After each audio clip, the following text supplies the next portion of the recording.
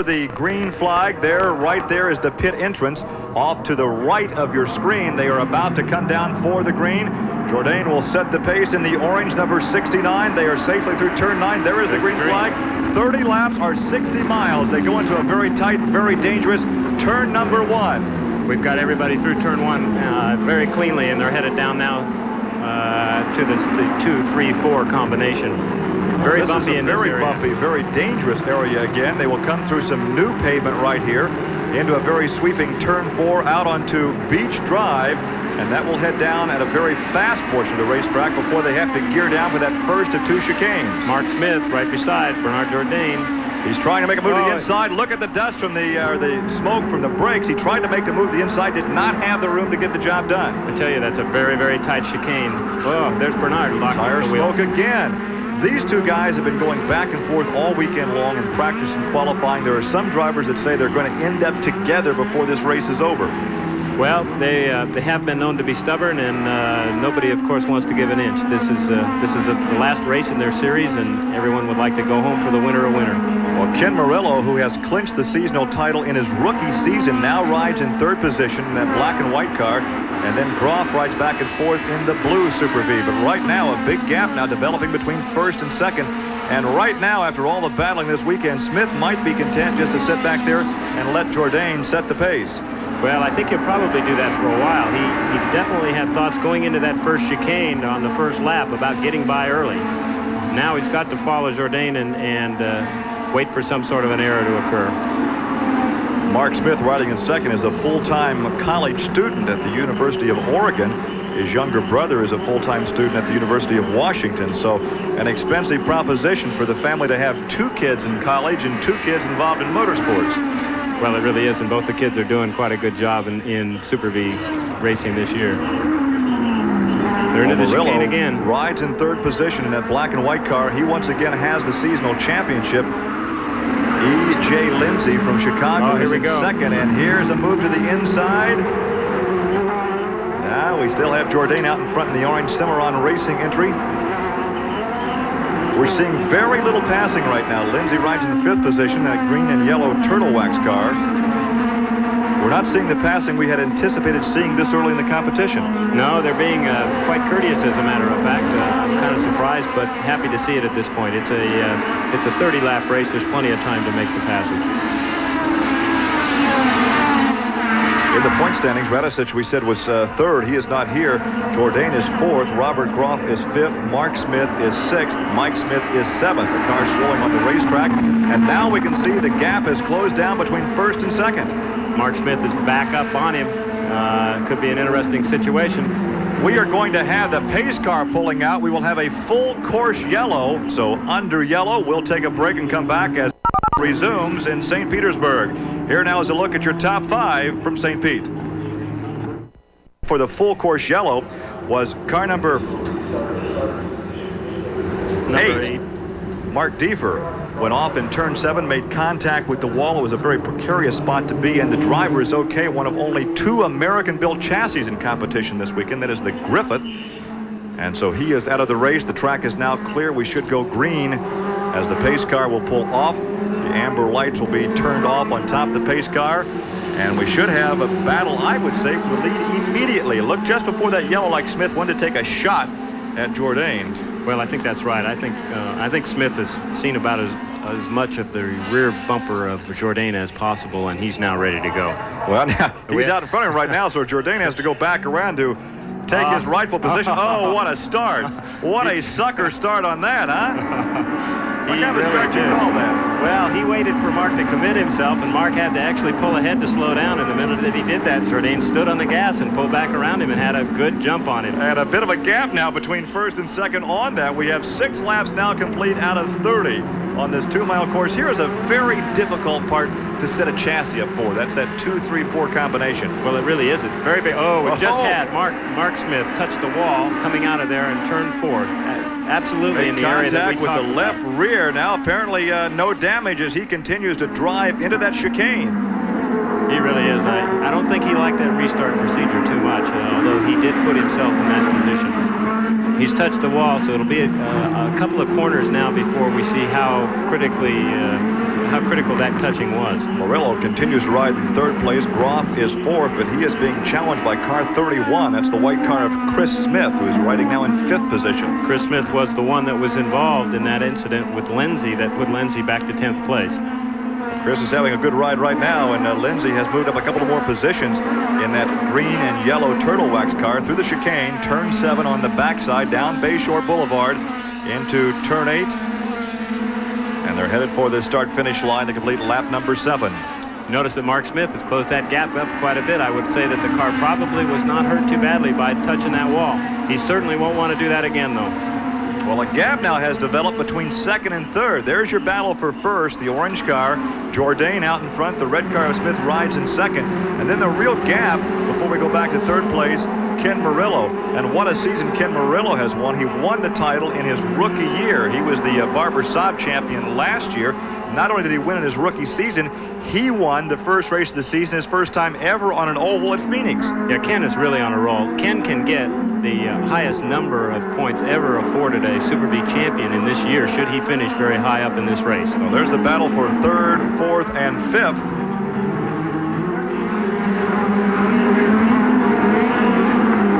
So there's a good battle back in the pack, but right now they have a gap to overcome. And look at them all the way back to 10th position there.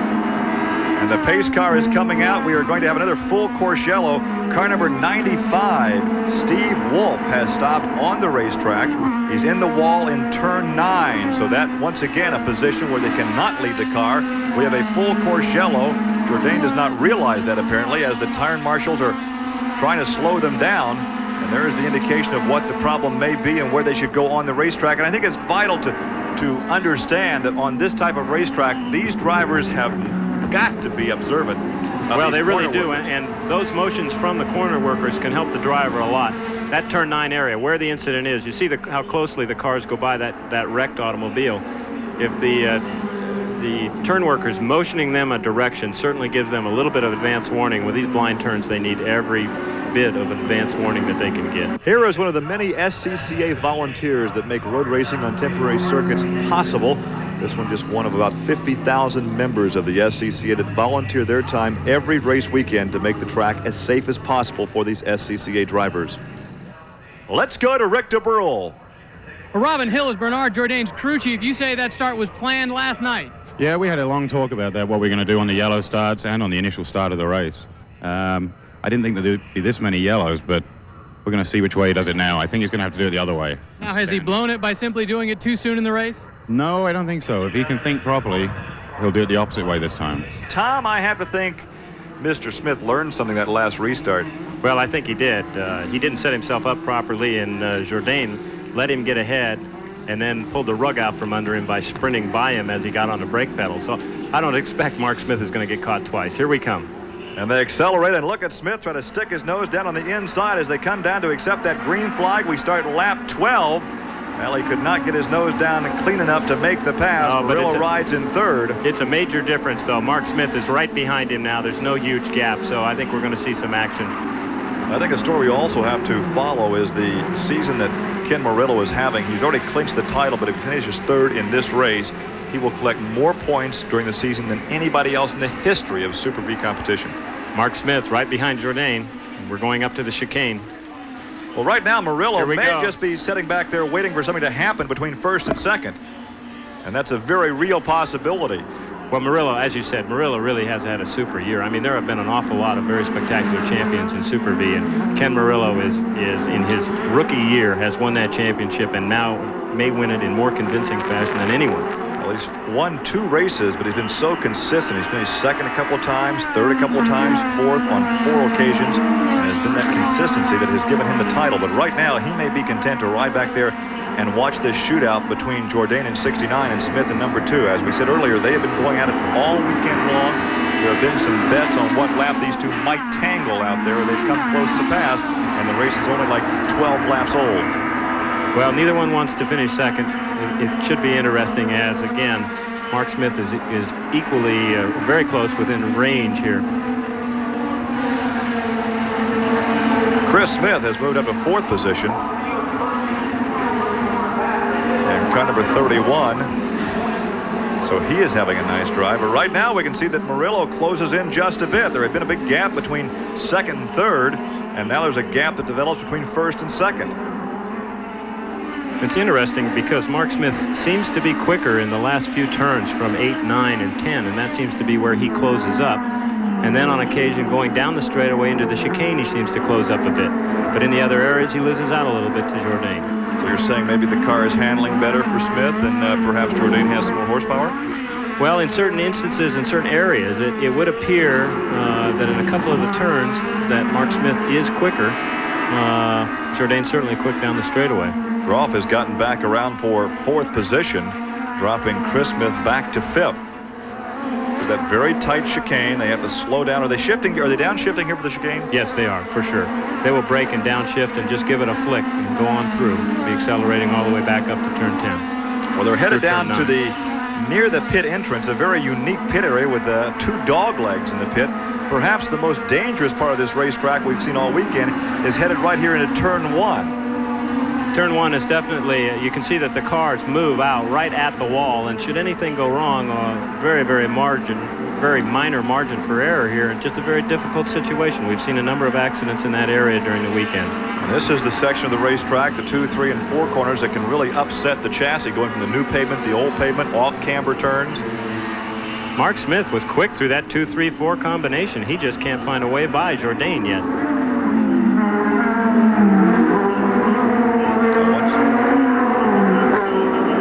Lindsay, you know, earlier in that yellow and green car, had a little off-track excursion, came back in 10th position. On a restart, he's moved up a couple. He is up to 8th position right now in the Turtle Wax entry. And he goes very well on these road courses. Also is a very substantial competitor on the ovals. And these drivers don't get a chance that often during the season to run the ovals. Well, that's right. He's looking for a way by car number 34, which is Mike Smith, Mark Smith's brother. So we'll just see how successful he can be on this situation. The 2 brothers drive for different racing teams. And he's going to try him right here down Bayshore Boulevard. Can't get the job done. How difficult is it as a driver to get the rhythm back? In that case, he went off the track. He's going to try. Oh, well, Smith looked like he was headed for the pit area. Moved over, though, and Lindsay went by, picks up 1 position. He is now up to 7th. We started to talk about the rhythm. He went off course, took the runoff, the escape route, if you will. How long does it take to get that rhythm back, get back to that competitive level once the car is back on the racing surface? Well, he's obviously got it back, and I'd say that the reason that he took that escape road was he was going to collide with Chris Smith or take the escape road, and quite honestly, he took the better decision. He was not going to make that turn. I don't think Chris Smith knew that he was there, and it was smart that he took the escape road. Well, there's your leader once again, the Cimarron Racing Ralt. And that is a year-old race car. Look, Murillo is up to second. Ken Murillo has gotten around Mark Smith, and now he has 2nd position, setting sail for Bernard Jourdain. Bernard is driving a year-old Ralt. I think it's interesting that he sold his 88 car to Frank Cianelli, who is also competing in this race this weekend. So he now has to qualify and race a year-old car, but it hasn't slowed him down much. No, it doesn't seem to have hurt him at all. He's got the bit between his teeth, and he's off to the races. Well, they are approaching the halfway point in this race, and look at this move on the inside. Mark Smith tried him. Could not make the pass into turn 8 through turn 9 across the start-finish line. Murillo still rides in 2nd position, and he would love to cap off this championship season with a victory here in St. Petersburg. I can tell you, I was once in this same situation where I went into the last race with a championship already sewn up, and you're a lot looser, I'll tell you. You really would like to win the race to cap a perfect season. Oh, we have a gap that's opened up. A considerable gap has opened up at this moment. We have Jourdain, and right behind him we now is Ken Murillo, and we do not see Mark Smith. Where is Smith? Smith has dropped well off the pace and well back. And oh, here's a major confrontation with a couple of guys coming right out of the chicane. That is a very precarious place to be parked right there because of the other cars in the field coming through that chicane. One of those cars does appear to be Lindsay. The yellow car, I suspect, is Lindsay. I cannot tell who the other 2 are. Car number 4 is involved. That is Hunter Jones out of Thunder Bay, Ontario. That is the red and black number 4. Dave White Motorsports. It's a Ralt. He started in the 9th position inside row 5. And that does look like the front of Lindsay's car. But once again, we hate to call it and be wrong with the car number. More from the streets of St. Petersburg after these messages. The championship, and he's now leading the race. Well, now we can tell you who all was involved. We had 4 cars involved in that, and the brothers were involved. Mark Smith in the 2 car that had been out in the lead serial early on was involved. We also had car 22 involved. That is John Brooks from Tucson. We mentioned the 34 car of Mike Smith and the 4 car of Hunter Jones. So all 4 cars. So indeed we did have them correctly. We just weren't sure exactly who the 3rd and 4th cars were in that melee. But obviously a very precarious spot on the racetrack to be as the race continues. Now in road racing, there can be an isolated yellow like we have right here. You're not supposed to race through this area because of all the carnage there. The rest of the track, though, is green, and the race continues. Well, I can tell you that this chicane now is extremely tight. There are cars on both sides of the chicane. Therefore, it has gotten tighter than it was even originally designed. Certainly, no passing will go on there. It has become a 2-car race. And you can see the 2 leaders in front of you. We've got Ken Murillo in the lead, and we've got Bernard Jourdain just filling up his mirrors. We talked about the brothers being knocked out. We talked about Hunter Jones. He is John Jones' brother, who will be the CART IndyCar Rookie of the Year this season. Well, now we have a real shootout being set up over the last 5 or 6 laps of this event. Look at that, nose to tail. Jourdain's got a lot of power. Looks like he might try the inside line here. Nope, Murillo will not let him in. Very rough down through that section of the racetrack. You can see the cars bounce just a bit, come unglued, unsettled. That was a case of really using the brakes hard to try to take position away from Jourdain. Very, very good job for Ken Murillo. Being a rookie, he's learned a lot. 5 laps remain. 5 laps of this 30-mile or 60-mile event, 30-lap event here at St. Petersburg. Murillo's car looks very loose through the turns. By loose, I mean that the tail end of the car continually is getting out. The rear tires are moving, losing traction compared to the front tires. Kenneth Weld right out in front. He is about to be lapped. Can they utilize this slower car? Look at all 3 of them. Oh, no, Jourdain is through. He used the slower car. He got it. He blocked Murillo. Did Murillo make some contact? Well, he lost a lot of RPMs coming off that little corner there. That's going to be also lost a position. Let's go to Rick DeBrule. Well, you might say that Ken Murillo is using his lucky engine. That is the engine he's been using for most of the year. In fact, there were only 2 races where he didn't use that, and that's the engine that got him his 3 wins. It's a little old, but he feels he gets a lot more power out of it. Well, they're averaging in qualifying just over 90 miles an hour. This qualification session produced new track records because of that additional chicane that we had this year. So the track is basically the same as last year with that one additional flick of the wrist, if you will. Well, the interval continues to be just over 2 seconds, 2.29 seconds, with now about a lap and a half to go. Groff rides in 3rd. Lindsay is still 4th. Ooh. Oh, look at this. He's still driving hard into that chicane. A little harder than a car owner would like to see his driver, but he's the car owner. Well, I'm still very surprised. He does have a comfortable lead for the situation that's going on in the auto race at the moment, but he's pressing hard. The only thing he must be worried about right now is lap traffic. Let's go to Rick DeBrule. Lee Hagan is Ken Murillo's crew chief. You don't have any radios, but can you have any indication at all as to what the status of the car is? It looks like he's falling off a little bit. He was pretty consistent for a while, but now he's dropping back, and as you can see, Bernardo just passed him again, so the track surface is hot, tires are going away. It's hard to say really what's happening. If he got a bad break in lap traffic at this moment, Ken Murillo would be all over him. And of course, right now, every race driver that's leading an event will tell you, I hear every sound that car is making. That car is talking to me, it's telling me it's about to brake, it's about to stop. And there are all kinds of noises that you're hearing now that you never heard earlier in the competition. I think more than noises in the streets, you see the concrete. The concrete walls loom very high. They're a real problem. You need to run fast in the streets. You have to run right alongside that concrete. It's really a situation where driver concentration is everything. 1 lap to go. This should be the final lap for Bernard Jourdain, and he will pick up his 2nd victory of the year. He was victorious at Dallas back on May the 1st. He right now goes into the race in 4th position in the point standings. But if Ken Murillo can finish 2nd, he will have a brand new record high number of points accumulated in a championship season. Not bad for a rookie. Not bad for a rookie in any series. Really a happy situation for him. He hasn't given up yet. Talk about traffic. There is traffic right there. Slowed him down just a bit. Here comes Murillo. Will he have a shot at him? I seriously doubt it.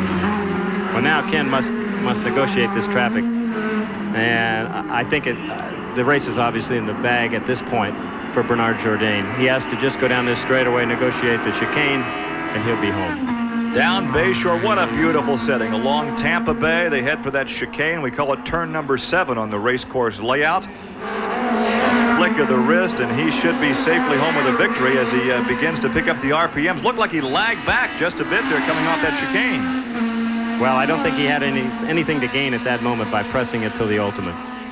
And we come off the final 2 turns. Turn 8, 9 through turn 10, looking for the checkered flag, and there is a checkered flag for your winner, Bernard Jourdain. Second place going to Ken Murillo, and Robert Groff now rides in 3rd position. And what may have been had Lindsay not gone off the race course. He finishes in 4th position. He may have challenged for the victory here this afternoon. And a good drive by Stuart Crow. He finishes 5th. So we'll come back with some comments after these messages. Tampa Bay here in St. Petersburg. We've had the first of 2 races this afternoon. Coming up, the Coors Race Trucks. The final rundown now for the Super V competition. Bernard Jourdain victorious. 2nd place, season-long champion Ken Murillo. 3rd went to Robert Groff. E.J. Lindsay comes back from an off-course excursion to finish 4th. And rounding out the top 5, Stuart Crow. Now let's check in with Rick DeBrule down in Victory Lane. Some comments from our winner. Well, Bernard Jourdain, congratulations. You took the last victory of the season. Yeah, thank you very much. It was fun. It's not a bad way to go into your IndyCar career. No, I was hoping to get more wins this year, but I guess that was, but 2 is good, no? Quite a battle with Ken Murillo. Yeah, the thing is that we had that big accident with 4 cars, and I thought it was a yellow, full yellow, because if they put 2 times a yellow with one car, I was hoping to get that yellow, and they never put it. You did a little tricky restart that one time. Yeah, well, is that Mark passed me. So I said, you know, what is he doing? And then when I took that advantage. Congratulations, the last victory of the year. Thank you.